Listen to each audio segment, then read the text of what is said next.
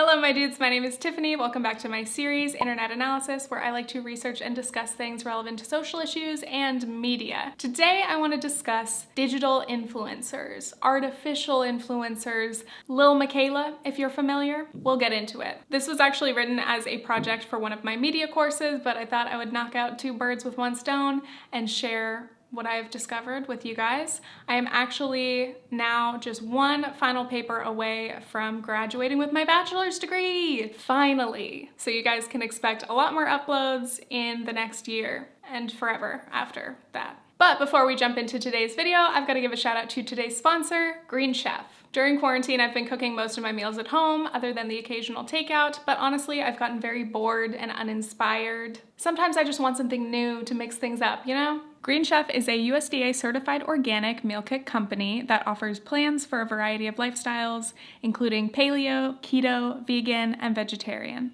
With Green Chef, it's easy to eat well and discover new recipes every week that you'll love to cook. This week, my boyfriend and I made these Mexican pinto bean meatballs with jasmine rice and vegan chipotle aioli. I admittedly am not the most advanced home chef, but these recipe sheets come with step-by-step instructions and helpful guiding photos, so the whole process is very quick and easy, even for me. The Green Chef box was delivered contactless straight to my door, and the ingredients came pre-measured, perfectly portioned, with minimal prep required, which is very convenient and helps me minimize food waste. It is one of my biggest pet peeves when a recipe needs like the tiniest little portion of something, but I have to buy a big amount of it. This meal turned out so good. I was very proud of myself, and it's exciting to have something new to be able to add to our weekly meal rotation. If you want to try out Green Chef, you can go to greenchef.us/Tiffanyferg80 to get $80 off across 4 boxes with free shipping for your first order. Thank you, Green Chef. Now let's get into the video.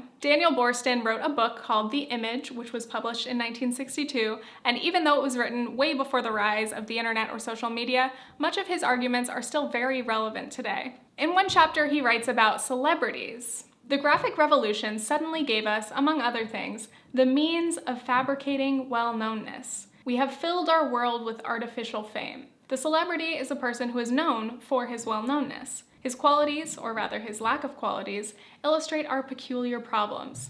He is neither good nor bad, great nor petty. He is the human pseudo-event. I can only imagine what Boorstin would have to say about influencers. Influencer is a marketing term to describe someone with a substantial or loyal following on social media who utilizes their influence to promote or sell products to their audience. Though many influencers don't want to be referred to as such, we prefer terms like content creator, so that we feel like our primary purpose isn't just to sell stuff. I do acknowledge the irony that this video is sponsored. To many, the very concept of influencers is fake, contrived, meticulously planned, candid content, orchestrated to be relatable, which, yes, filtering your life through any sort of medium does take away some reality or authenticity. Can anything in the digital universe be 100% real? Anyway, it can be difficult for all of us users of social media to grapple with what's real versus fake online. Instagram versus reality. Social media apps such as Instagram are all about images. There are clear ideals about how we're supposed to look, or how our pictures are supposed to be taken, or what our feed should look like. There's a lot of pressure to be aesthetic. We know that social media is not real, but there are very real pressures to present our best selves, and we really do compare ourselves to what we see. You might become anxious that you're not as attractive or successful as other people you are exposed to, even as you're harnessed by the system to make someone out there feel the same way. This is even more complicated with the popularization of things like beauty filters and Facetune, which I made videos about a few years back if you're interested. Pages such as the subreddit Instagram versus reality show photos that have been edited to extremes. People can, and do, edit their photos, essentially creating artificial versions of themselves to fit social media's standards of beauty. We've become accustomed to seeing the Instagram face, or these anatomically impossible proportions. And by the way, I am absolutely sympathetic of people who are affected by body dysmorphia or related issues. I definitely do not support the pages that try to call out or embarrass or humiliate people for editing their photos. But I do worry about these posts and the accounts that perpetuate these very harmful standards of beauty. So when we look at social media, to what extent can we say that these are real posts by real people? And what does real mean? Unedited? Authentic? raw, physical, human? Well, it doesn't get less real than artificial influencers.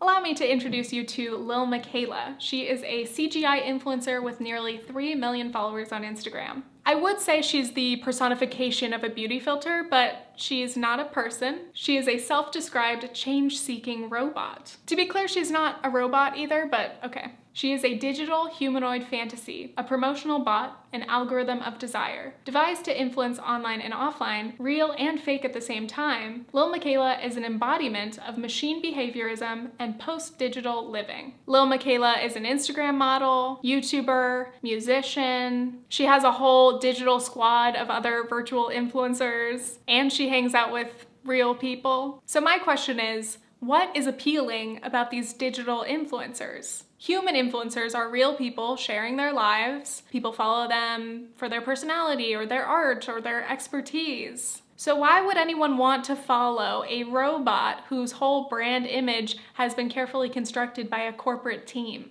The strangeness, first of all. You would think the uncanny valley effect would scare people away, and I'm sure it does. But a lot of people are just intrigued by the weirdness.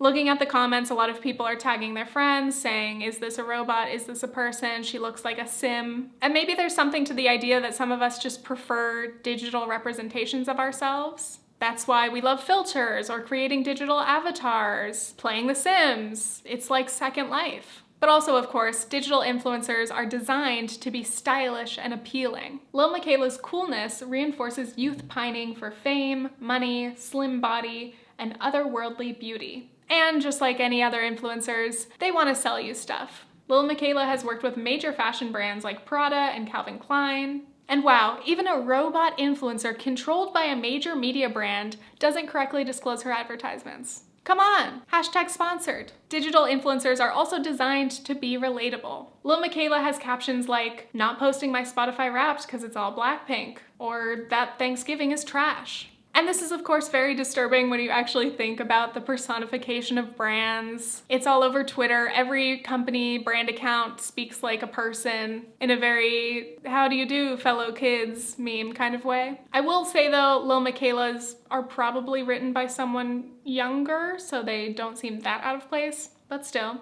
Moving on, these virtual influencers are also self-proclaimed activists. Lil Miquela promotes voting and BLM. She donates to fundraisers. I found this influencer named Nunori, whose bio says, digital character, activist, vegan. She did a sponsored post for Boss Alive fragrance. Yes, the irony. I was looking through her Instagram stories and seeing all of this activism, and it is actually just such a weird neoliberal nightmare to see a character's account run by a brand trying to include Black Lives Matter as part of its image, as part of its branding. On the surface, of course, this seems like a good thing. It's promoting important information, trying to raise awareness. But again, this is all carefully orchestrated and part of branding the image of an avatar that does not exist. Look at this. The irony of a digital being posting hashtag we are all the same. Like, who is behind these characters? Who is potentially digitally cosplaying as a BIPOC avatar?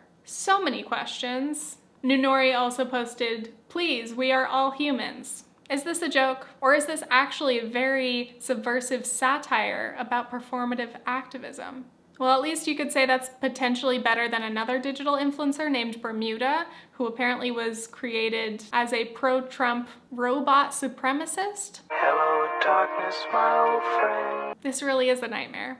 So that brings me to this question. What is the future of the influencer industry? Many of these corporations and investors believe that digital and AI influencers are the future. According to CBS, the digital influencer market is set to reach $2 billion in the next 2 years. And their goal is to have digital influencers across every social media platform, not just Instagram, but also YouTube, Twitter, TikTok, Twitch. By the way, there are also digital supermodels. Shudu is known as the world's first digital supermodel, and she is signed with an agency which is the world's first all-digital modeling agency. So there are some of those digital supermodels that do have their own social media presence, but there are also some digital models that are created specifically for ad campaigns and do not exist outside of that. So they're essentially brand assets that they can use in whatever marketing materials they wish. This year, Lil Miquela signed with CAA and is projected to earn over $10 million. I used to believe that performers and artists, including content creators, were kind of safe from the threat of automation. There's no way we're gonna be replaced. But actually that could happen. Every time a digital influencer is hired for a campaign,